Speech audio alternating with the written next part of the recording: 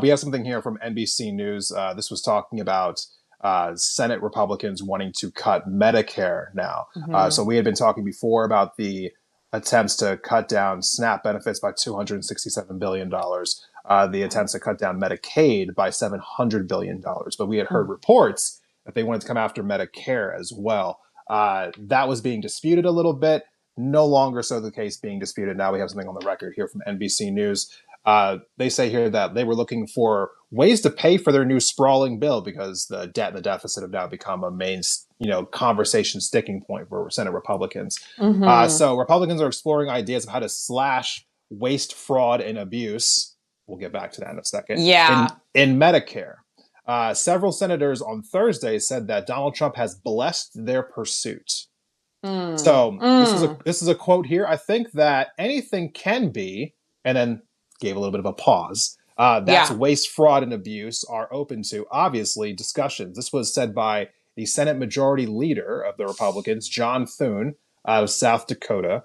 But I will say that they're not all really in lockstep right now. There are some senators who are dissenting, some familiar dissenting voices. We have Josh Hawley here, Republican senator from Missouri, who said, quote, "What a terrible idea. We should not be touching Medicare." He said he's recalling that trying to cut retirement spending has burned the Republican Party in the past. He said, quote, "In 2004, President Bush got reelected and promptly tried to privatize Social Security, and Republicans didn't win the popular vote for 20 years. So if you don't ever want to win an election again, just go fiddle around with people's Medicare that they've worked hard for, paid into." Yeah. That was the end of the quote. Yeah, we're having a lot of weird moments here today, Natalie, because I'm enjoying watching Republicans fight each other, and I'm actually finding myself in this particular moment agreeing complete with Josh Hawley. I know. You know what? Was that that's on your amazing. bingo card That's 25? amazing. That is amazing. Yeah, because he's absolutely right. Yeah. It has been a third rail in American politics to go after Medicare. Yeah. They believe heavily in their propaganda, Natalie. They believe in it like it is like a lifeblood for them. They believe that as long as they frame this as waste, fraud, and abuse, it will give them the cover to do anything. As long as they say that whatever they did was going after waste, fraud, and abuse. That'll give them the cover to cut anything that they want to and get this bill down to a spot that maybe is more attractive to the other members of the Senate here. But let's just be really clear about what they want to do here. They want to take away benefits from people who have access to Medicare so that they can give more money to billionaires. That is the cause and effect of all of this. And it's disgusting. There's just no other way to frame it. I mean, there's plenty of other ways to frame it, but they all fall into that same basket. Yeah, I think it's criminal. I mean, I would take it a step further.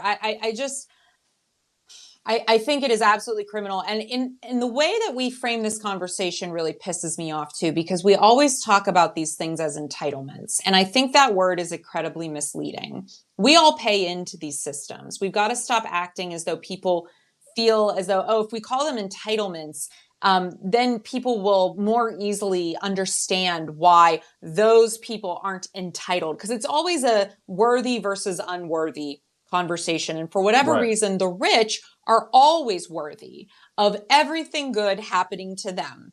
And everyone else, the other 99%, are just a bunch of lazy bums, right? That you're not entitled to anything. You have to work hard for everything.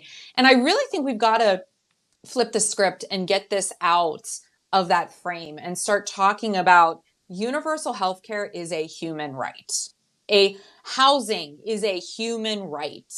Having food is a human right. I think what they've gotten really good at is making us look at these things as aspirational. Well, someday, maybe I'll be able to get that cancer treatment if I just work hard enough. Someday, maybe I'll be able to retire if I can, save enough money, even though I'm making a minimum wage salary, and I'll never be able to probably save anything, right?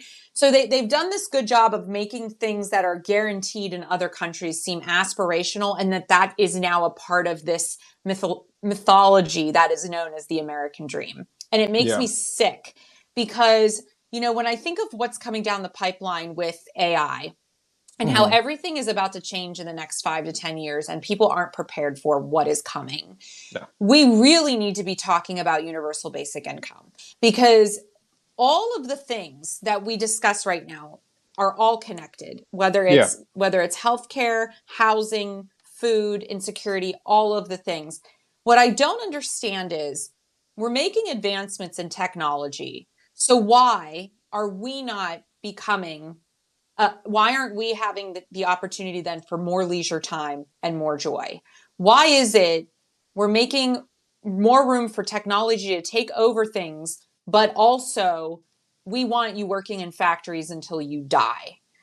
I think collectively as a civilization and as a society, we have to figure out what we want from the people that are creating these products that they are expecting all of us to use and pay for. Because if it's not going to make my life better, if it's not going to make the little old lady that lives up the street with her little dog and her caregivers, if it's not going to make their lives better, I'm not sure why I should be buying into this. And I think we've got to start asking ourselves that same question. Why? And I think I had this conversation today with some friends, actually. America won't talk about the big elephant in the room, which is white supremacy. White America would rather cut its own arm off than Black and brown people get anything. And I think that is what's continued to prevent us from having healthcare in this country, paid leave in this country, a living wage, all of these things. It's, well, those people shouldn't be entitled to those things. And it comes back to framing. And we're in this together. We're going to sink or swim together. And I think it's time that we have a real comprehensive, hard conversation about how race in America has really splintered us to the point now where we are all pitted against each other. And instead of looking up at the 1%, who is who we should be fighting and standing together in class solidarity, we've all created these splinters that their corporate owned media has perpetuated and propagated onto us. And it's created so much infighting and who gets what crumb of what cookie, that we're not realizing that they're holding 99 of them. Natalie.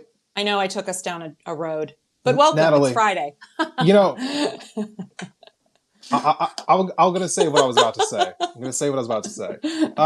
I want to go back to the framing of entitlements for a second, because I think about this a little bit differently than you do. Yeah. Because we're trying to maybe get away from that word because it has a bad connotation to it. I think that there is a framing that, you can just leave the word in there, because I don't think that entitlement has to be a bad word. At the end of the day, you're entitled to Medicare because you've been paying into it your whole life. You're entitled to that service because it's a service that you have been working for your whole life. Every single check that you've ever had, you've been paying money into Medicare. Every check. Okay, but what if there are people that can't pay into these systems because of their own situation? Are they not entitled to healthcare? And that's where I get concerned with continuing to use that word, because it still creates this commodification of this system where I still think you exist, you deserve healthcare. That's where I'm at. Yeah. For me, I think everyone should have access to universal healthcare. Yeah. So, that is something that I would never personally run into. Right. But I guess for people who are thinking about this, these are your benefits. Right. At the end of the day, these are your benefits. That money should be going to the beneficiaries. When they say they're going to be cutting waste, fraud, and abuse, do they ever stop and say what the waste, fraud, and abuse is? No, and they never will. Right. If they were truly on the up and up, right? If they were actually trying to go after, programs that weren't operating correctly, or money was being allocated where it wasn't supposed to be, if they were really trying to make these things more efficient, they would directly say what that was. Yeah. They would point to where that money is going, where it shouldn't be going. Right. They wouldn't be telling you, hey, just trust me, bro. Just trust me. I got this. They would definitively show you what it is that they were trying to reduce, but they don't do that. And you have to ask yourself why. Had Republican trolls coming into my comment sections about these all the time. And it's fascinating to me how many of these people legitimately believe that the Republican Party is actually trying to save the earth, or trying to actually help the American people. Like that is mind-boggling to me that you would actually believe that. Yeah. We have had their political framing essentially in place for the last like 40 or 50 years now. Yep. Every measurable outcome for the average American person has been going perpetually downhill since then. Yes. I don't know how much more evidence you need that their economic plans aren't actually beneficial for all of us. The proof is in the trajectory. I mean, you just think about it for yourself. I mean, it is, what was it, 20 years ago? I mean, it was, how much easier was it to buy a house, to go to college, to actually go on vacation, everything that you can think of. Everything just keeps getting more expensive. Everything keeps getting more out of reach. And you want more of this type of politics to continue? Makes no sense to me. No, I see this as nothing more than just their way to frame this conversation so they can get away with what they've always wanted to get away with. They want to privatize Medicare. They want to privatize Medicaid. They want to privatize Social Security. These are the steps they're going to take to get there. Yeah, 100%. And I want us to drill this down even further, because our third story does talk about the actual impact of what these policies create. Because while we never understand, the benefits of cutting fraud and waste, we do understand the real life and death impacts that happen when people cannot afford healthcare.